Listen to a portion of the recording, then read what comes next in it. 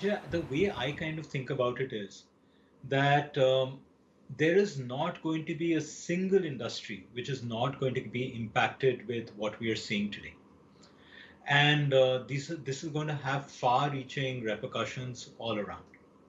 The difference is that there will be some sectors which will go through a very deep, large, impact and shock in the immediate future, and there'll be others who will see a long, lingering impact for a long period of time because this is an unprecedented crisis. As far as the hospitality sector is concerned, or for that matter, the travel business is concerned, clearly because of the lockdown and the travel restrictions, people are just not flying, and therefore people are not checking in. In the hotels business, in the more affordable category, you're still finding people, using these facilities, especially, for example, in Oyo, people who have been caught in a different city than where they were, or they have been told by their landlords or owners of paying guest accommodations to leave. They're moving to Oyo facilities. We are also actually using a lot of our facilities to to provide support to first responders and medical and healthcare facilities, both in India as well as the United States, in Southeast Asia, in Indonesia and Malaysia. So we are playing an active role there. Uh, with the, I mean, 50, 60% drop in occupancy is not a surprising thing at all.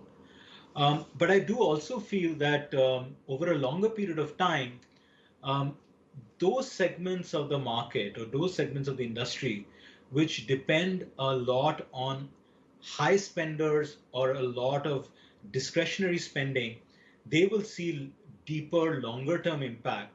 And like we have seen in the wake of the 2009-10 crisis or in the wake of the SARS crisis, I think the affordable end of the marketplace, whether it be travel, hospitality, or manufacturing, or anywhere, you will see them kind of seeing a recovery earlier than those depending on the higher end of the segment.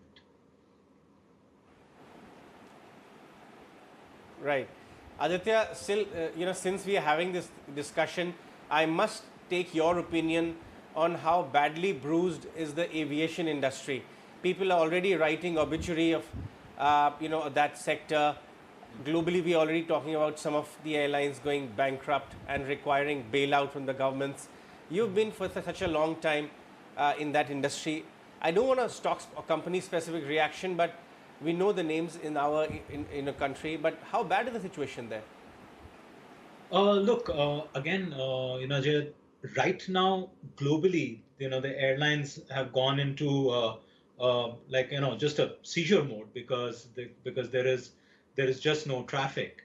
But that's because not because traffic has disappeared, but that's because there has been a lockdown and there is a restriction from planes flying, which basically tells me two things. Like in the past, um, again, those businesses or those airlines which have a strong balance sheet and are able to run a more efficient cost structure, you will see them being able to provide the seats or their services at a much lower cost and affordable end of the market than what some of the competitors will be able to do. So, so that's one. The second is that I do see that international travel will take much longer to recover than domestic.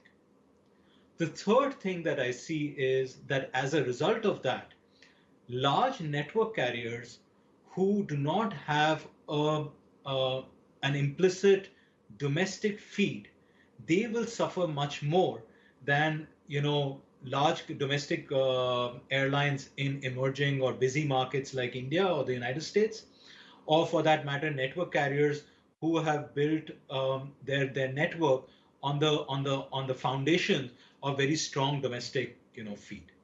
And so that's how I kind of see this happening. So you think Indian private carriers will rebound once this is we are out of the woods? Do you think they will rebound in a more financially healthy manner?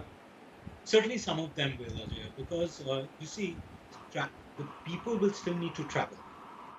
But I do expect that people will want to spend less on their travel than they used to do in the past.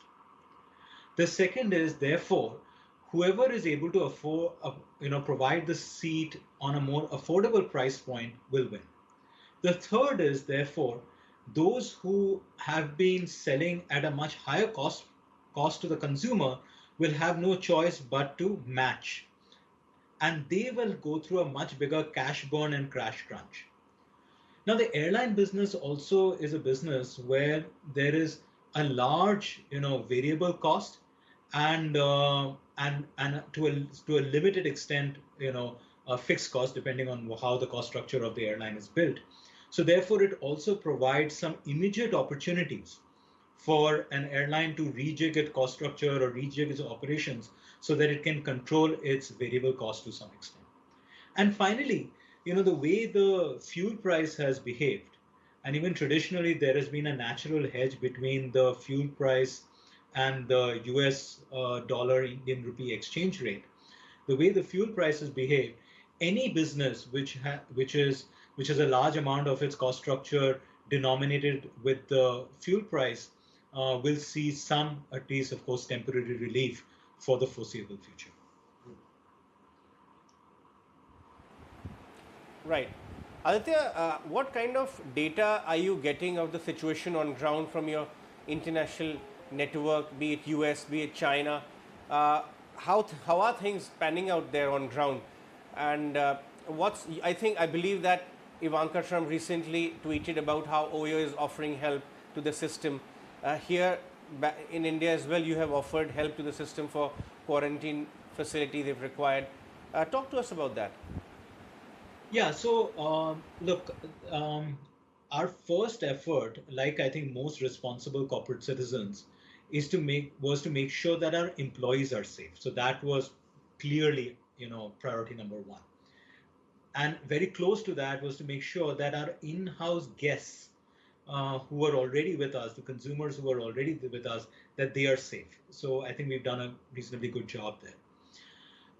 Then, because of that capacity that we have, and especially a company like Oyo, where we are in hundreds of cities around the world, almost more than almost any other branded hotel chain in the world, we're able to provide and offer these facilities almost in any city, any large or medium-sized city in any of the markets that we operate in.